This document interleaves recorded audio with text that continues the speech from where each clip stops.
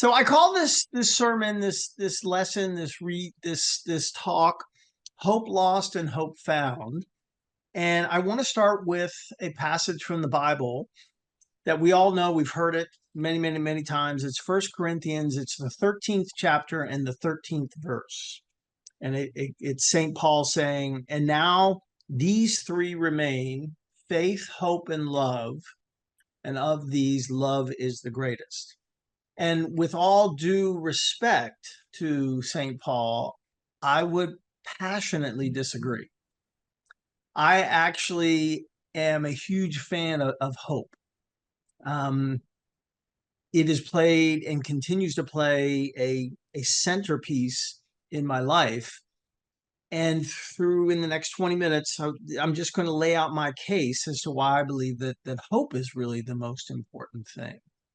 And to begin with, I like to, in the talks that I do as a speaker around the country and around the world, I don't ever throw out a term without defining it, oftentimes with something from the dictionary or at least a quote. And so I went to the dictionary to define what are these three things? What is faith, hope, and love? And so these are out of the dictionary. Faith is defined as a firm belief in something for which there is no proof. And faith, I'll be honest, I'm 62 years old, as mentioned, and that faith is intimidating to me. And I think anything that only takes a mustard seed and you're going to move a mountain, that's a pretty daunting thing. Love is defined as the object of attachment, devotion, or admiration. So I think we're all pretty clear on what love is. But one of the things, as I was preparing for the sermon, it dawned on me that, at least again, from my perspective and my experience, love for me is often tied in with self-worth.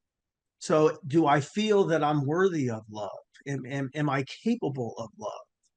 And so that puts an interesting, a little bit of a hitch to love in terms of its accessibility. But hope is this thing that I really do put up on a pedestal. And it's defined as the feeling that what is wanted can be had. The feeling that what is wanted can be had. Now, because I am new here to the San Jose, amazing group of souls here today, my story as it relates to hope is 14 years ago on August 31st, 2011, I tried to kill myself. I tried to end my life by suicide. And I was going to end my life by jumping off the 730-foot tall, what's known as the Forest Hill Bridge, which is just a little bit north of Sacramento outside of Auburn. And it's the fourth tallest bridge in the United States. It's 500 feet further off the ground than its more famous cousin in San Francisco.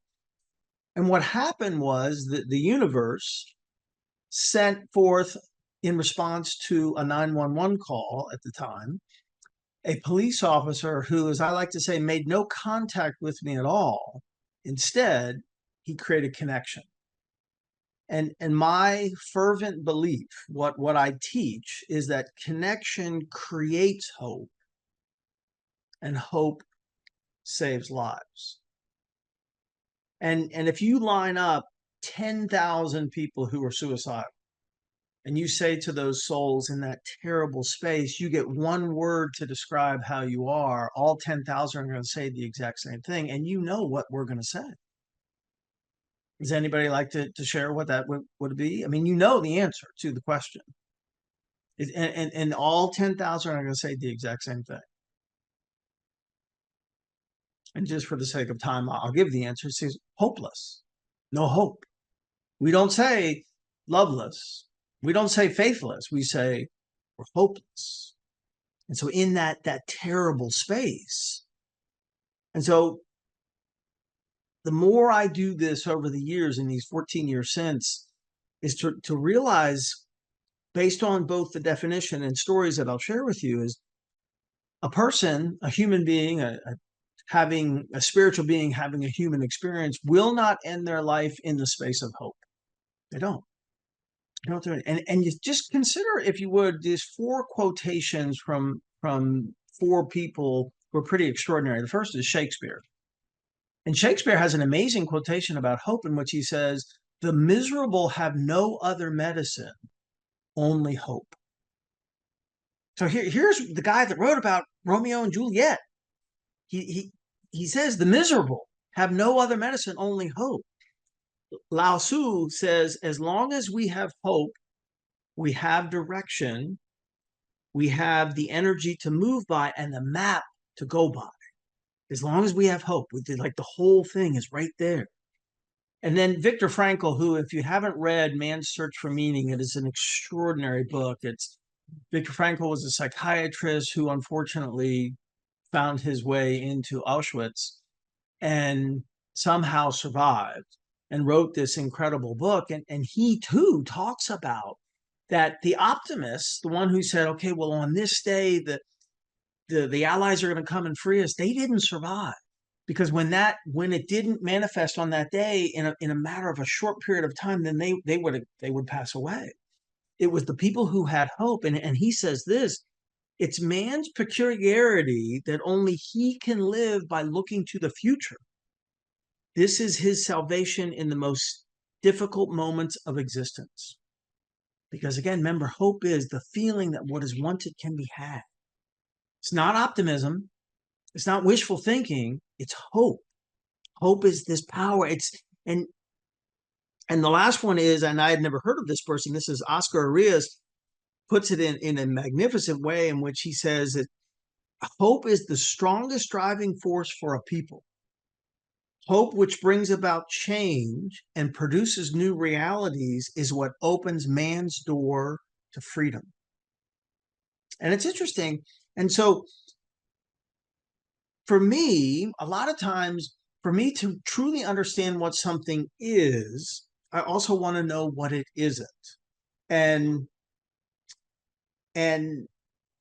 I have been married twice. And as I like to say, I hit the jackpot both times. And my first bride and I, we ran a very noteworthy, actually internationally recognized end-of-life animal sanctuary called A Chance for Bliss. And the sanctuary was an amazing place, home to his 15 different species, 100 animals at any one time, 25 horses, 23 dogs, 9 potbelly pigs, goats and sheep and ducks and geese. And the 23 dogs literally, and this is not a fabrication, they lived in the house.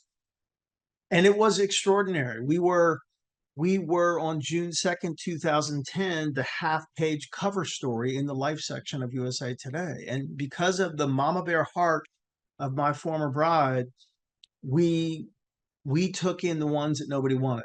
And primarily, we were end of life. And so we did no adoptions. And of all those animals, we had one non-rescue. And it was a Boston Terrier. And her name was Hope. And we had her ever since she was a baby. She was daddy's girl.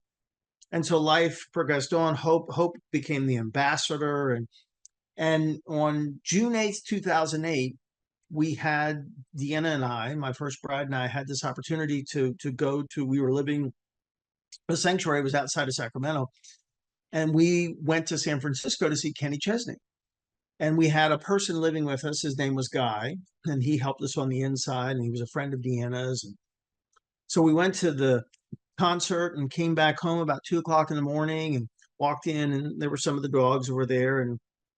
But what was interesting was that Hope wasn't there. She didn't greet me, which was very unusual. Almost never happened. And I thought, well, I mean, she must be in the back of the house because it was a big house on one level. So we went and searched in this part of the house and that part of the house and that part of the house. And I'm like, wow, that's so weird. And then looked in the backyard. Wow. Looked in the back pasture. Wow. Looked in the front. Wow. Never found her. All these years later, never found her. I lost hope. Now, we had 90 animals pass away in all those years of doing the work. Nothing hurt like that. It still hurts all these years later, June 8th, 2008. And when I try to describe to people, especially people who are suicidal and people who are in their life and they want to know, well, what does it feel like for this person I love, but I'm trying to provide them with support? It feels like that. That is the absence of hope. In the absence of hope, nothing good is going to happen. It's not. And the beautiful thing about hope, because it is so, I don't know, I can't think of the word, but it just, we can have hope anytime that we want it. We can. Anytime, any place, anywhere with anybody. And this is something I practice every single day because of the reciprocity of it, because it always comes by way of connection, not just on what the police officer did with me, but just the person that you will see when you go to the gas station. And and that person who has seen probably 100 people on that day, and you're going to be the one person who you look on their chest and you see that they have a name tag and you see that their name is Michael, and you're going to say, Michael, wow, how are you doing today? You'll be that one out of 100 who will make connection with that soul in that moment.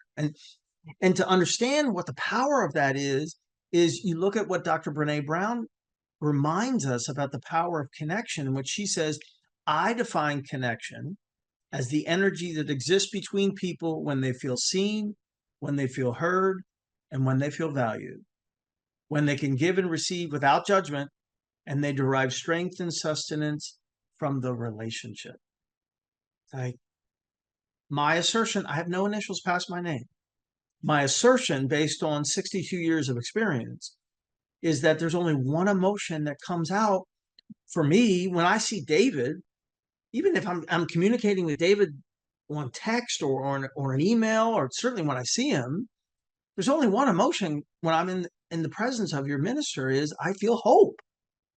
How can you feel anything but hope when you were in this in the company of someone who creates the space where you feel seen, heard, and valued, where you can give and receive without judgment, meaning you can say whatever you want.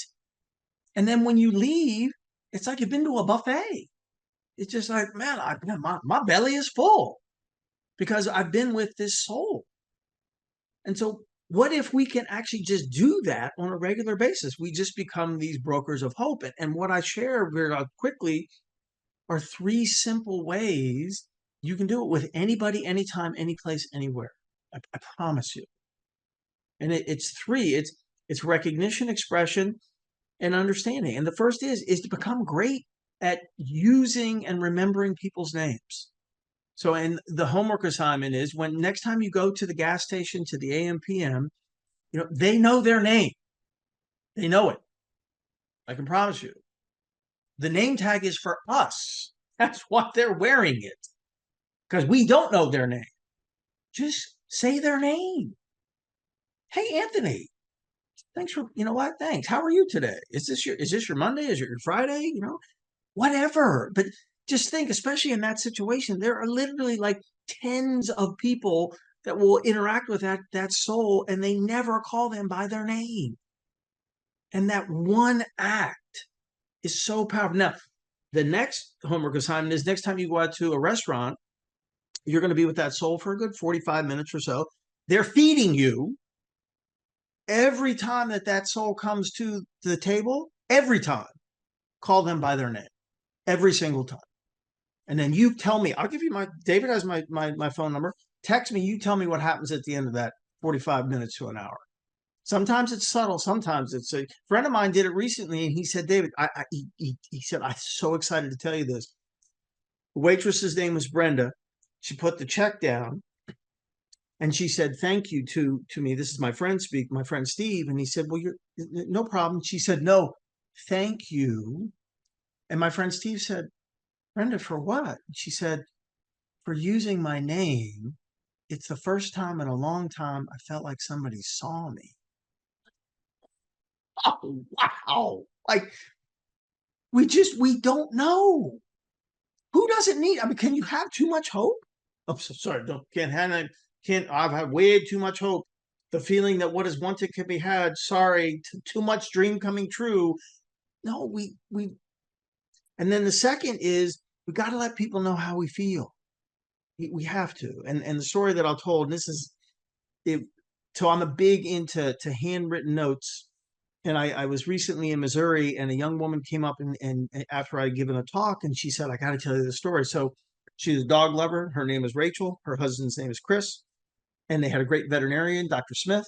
And Dr. Smith just did a great job. And my friend Rachel, my new friend Rachel, every time that Dr. Smith would treat one of Rachel's dogs, Rachel wrote her a note or posted something on social media.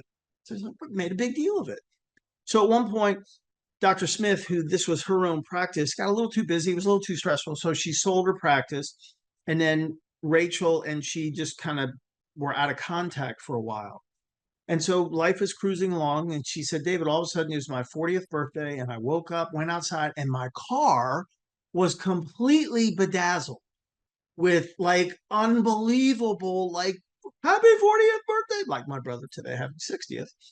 Happy 40th birthday, and had dog stuff on it and everything. It was incredible. So Rachel goes back into her husband, Chris, says, oh, honey, you're the best husband ever. Thank you so much. And she says, babe, I didn't do it. And she's like, what are you talking about? She said, honey, it was Dr. Smith. And she's like, what? She said, yeah. And she wants you to call her. And so my friend says, David, I was so, like, my head is spinning. I'm making, Dr. Smith, my veterinarian, has decorated my car on my 40th birthday. Like, okay, amazing, but what's behind that? So she calls and says, Dr. Smith, thank you so much. And she says, well, Rachel, I just wanted you to know how much I appreciate you. And she said, well, Dr. Smith, you were the one doing the hard work. She says, no, you don't understand. What had happened was, after Dr. Smith sold her practice, she fell into a horrific depression, which is unfortunately very common for veterinarians. And unfortunately, Dr. Smith tried to kill herself, but thankfully was saved, then went into a psychiatric facility and was not doing well at all.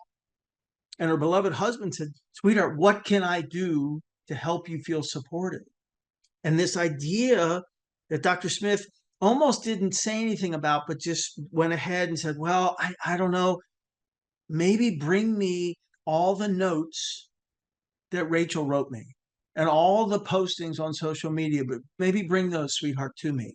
And her husband did, and she read them, and Dr. Smith said, that's what saved her life. It's like that thing, that simple thing that even when we do it, Rachel said, David, I had no idea that would ultimately save Dr. Smith's life. But that's the simple thing that we can do. And then the last is, I'll show you this. This is, am I doing it right? So this shows, depending on how you look at this, who's right. From one perspective, you would put all your money and say, well, of course that's a 9. Don't be stupid. But if from the other perspective, you're like, well, no, Baldy, come on, dude, that's a 6. Like, who's right? But it's the matter of creating a dialogue. My beloved sister-in-law, Stacy, says, David, the whole purpose of communication is to arrive at understanding. That's it. There's nothing else. I'm like, wow, sis, wow, that's deep. You're exactly right. And Rabbi Lord Jonathan Sachs says this: the greatest antidote to violence, which you would think can oftentimes arise in a disagreement. So the greatest antidote to violence is conversation, speaking our fears, listening to the fears of others, and in sharing vulnerabilities, discovering a genesis of, wait for it, hope. Hope. So those 3 things, it's just, like, I see you, I hear you, I value you. That everybody needs that. I shared this with David and Jen this morning. I was feeling I wasn't depressed, but I was just a little, I was ebbing yesterday, and I was going to the gym, and right before I got to the gym, there was a male person putting mail in kind of a group of boxes. And I said, excuse me. He turned around and I said, I just got to say thank you. Like, I don't know how you do your job. It is like, I mean, I'm 62. I've maybe had 2 or 3 pieces of mail lost in my entire life. Like, you're heroic in what you do. I'm like, thank you so much. And it was incredible to watch this person's expression and how good I felt. Not because like, oh, I'm such a great guy, but it's just you can't help but to create connection and give each other the experience of hope and not have it get over you. Like it's just you can't avoid it.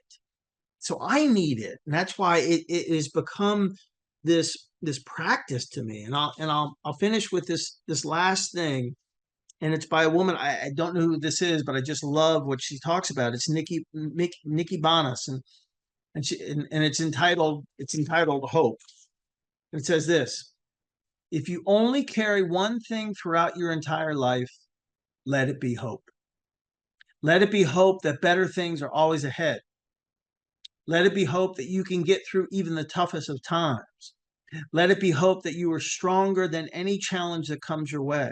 Let it be hope that you are exactly where you are meant to be right now and that you are on a path to where you are meant to be. Because during these times, hope will be the very thing that carries you through.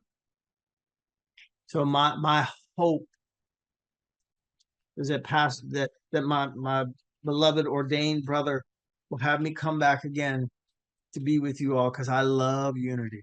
Just I can never get enough of it. So thank you. And Laura, thank you for your incredible music. And Betsy, your words and everybody's and Russell, your beautiful smile there, handsome man. So thank you. Thank you so much. I generally don't share things, but I want to say years and years ago, I was having a dark experience and I went into Trader Joe's. I was living in Oregon at the time and I went into Trader Joe's and they were so friendly there as they are, but I never forget that that day that those people that were so kind to me, they probably don't know they were really like kind of saving me that day. And so you just, again, it's what, you just don't know the impact you're going to have on somebody. So.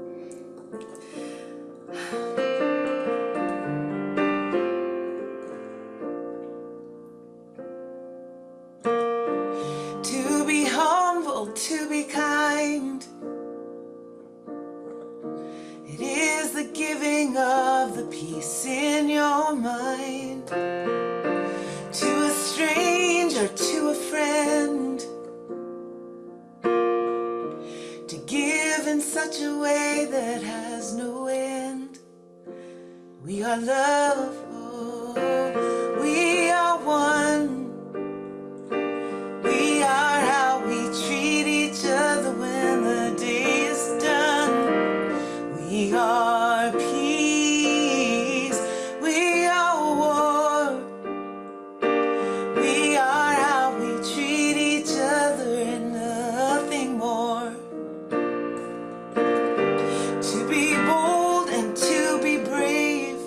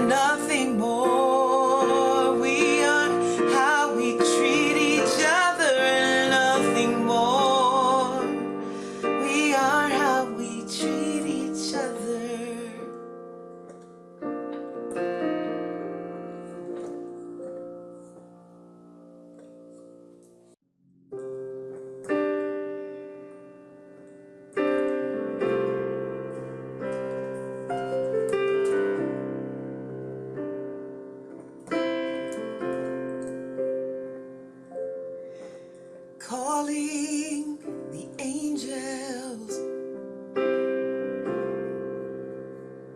calling the angels, and my right hand Michael, and my left hand Gabriel, before me Uriel, behind me Raphael, in my right hand Michael, in my left hand Gabriel, before me Uriel, behind me Raphael, calling the angels. Oh, the angels.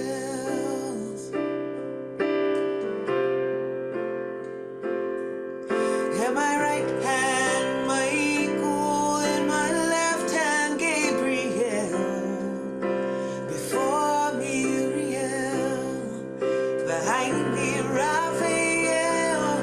Oh, in my right hand Michael, in my left hand Gabriel, before me Uriel, behind me Raphael, and within me almighty love. Within me is love. Oh, calling the angels,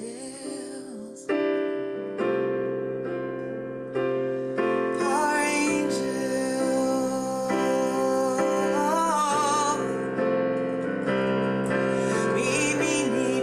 Michael, Umismoli Gabriel, Umilifanai Uriel, Umecharai Raphael, Michael, Umismoli Gabriel, Umilifanai Uriel, Umecharai Raphael, within me is almighty love, and within me is love, your love within me. Oh, I am this love, I am a love, calling the angels, protector, all-knowing, so very wise and so loving.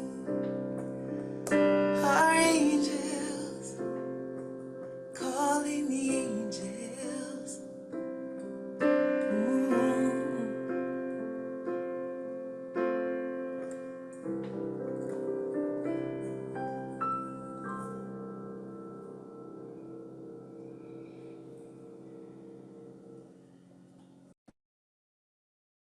Thank you, Laura. Love, love, love that song.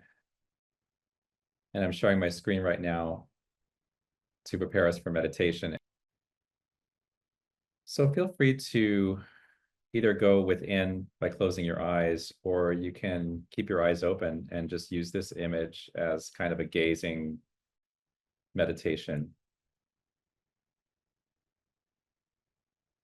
Let's begin with the breath, which, as those of you who learned in the Power of Chi workshop, is one of the ways we can enliven and circulate and move Chi.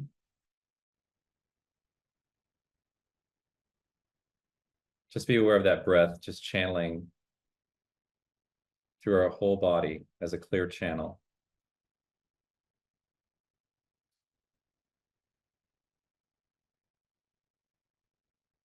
Maybe just be aware of the energy just radiating all the way to your fingertips, to your toes. As you fill up your lungs completely with this energizing breath, helping let any tension go. And if you do find a place with tension, just breathe right through it.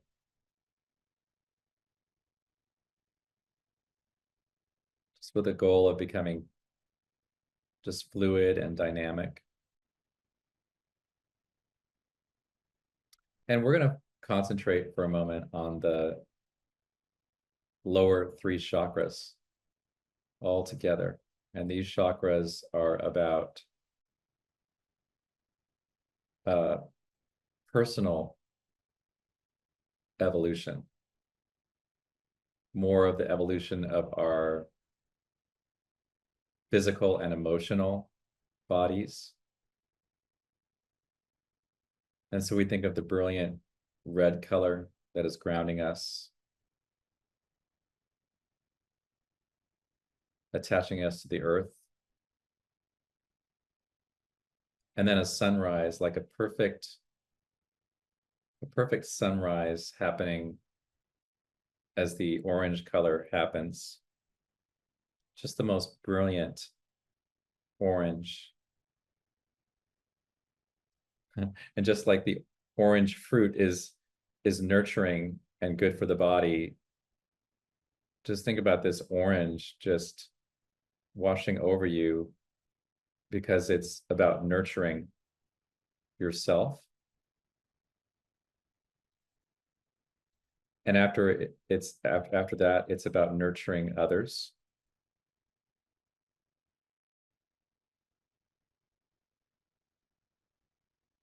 Just breathing into that.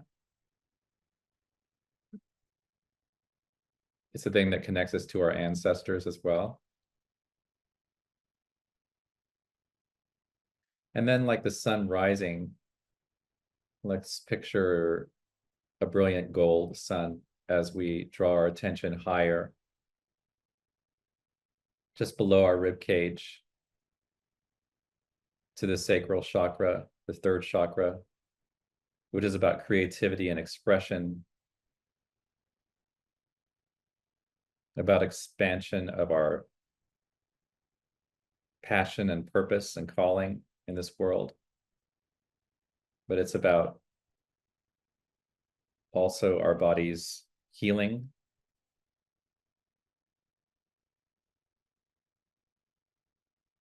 So all these colors, from the red to the orange to the yellow, are about this physical and emotional expansion. And then we move up to the orange, the green, which is the heart center. Being aware of the heart center, bridging all of the chakras in your body, but also bridging to all of the chakras that exist, not only in humans, but also in animals and plants, in the earth itself. And this chakra is centered in love, compassion, kindness, empathy, connection. So let's just fill that space and breathe from that space. The next three chakras are about mental and spiritual expansion as we cognize our ability to teach and to listen and to learn, to be in a place of understanding general wisdom, to be able to communicate our needs and listen to others' needs, to be able to hold sacred space for ourselves and others.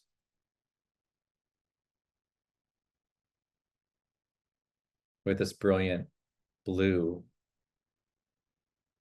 sky blue color. And then ascending to the third eye chakra, let's focus on a deep blue with a bit of purple in it, almost indigo, as we invite our intuitive eye, as we invite intuition, allowing this chakra to open. And finally, an awareness of the crown chakra, which is where we resonate at the highest level from our highest selves, beyond any personal agendas or egos. This is where